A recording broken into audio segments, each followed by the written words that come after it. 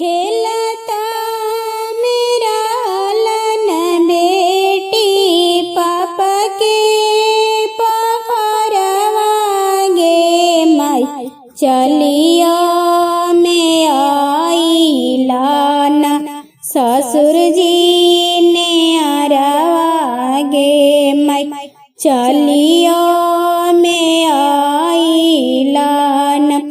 भैंसुर जी ने अरवा गे माई खेलता खेलता बेटी पापा गोदिया लौटलन गे माई खेलता कूदता बेटी पापा गोदिया लौटलन गे माई छोड़ाइयो में दिहला पापा नैहर परिवारवा गे माई छोड़ाइयो में दिहला पापा नैहर परिवारवा गे माई नारे महीनावा मामी कोखिया में सचलू गे माई नारे महीना मामी कोखिया में सचलू गे माई एक दिन में मामी हो करलू हमारो बिरना गे माई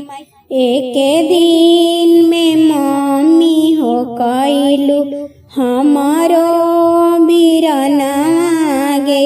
माई चार रे महीना बेटी रहबो ससुररिया गे माई चार छ महीना बेटी रहबो ससुररिया गे माई फिर तू आईबू बेटी पापा जी के देसवा गे माई फिर तू आईबू बेटी पापा जी के देसवा गे माई खेलता मेरा लन बेटी भैया के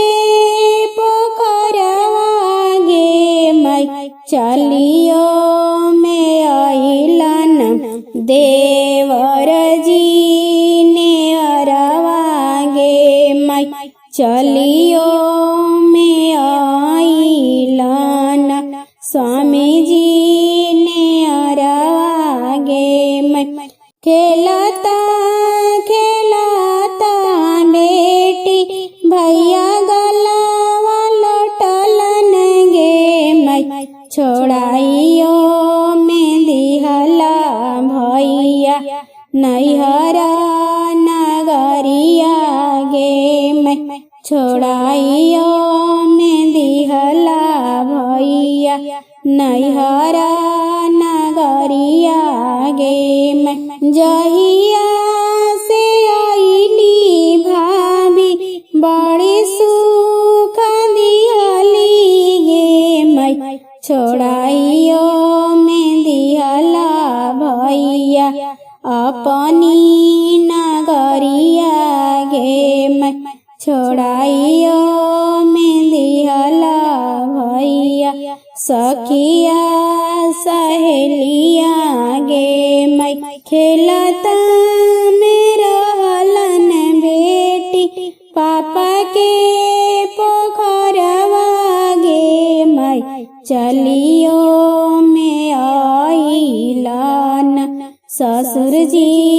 ने अरवा गे माई।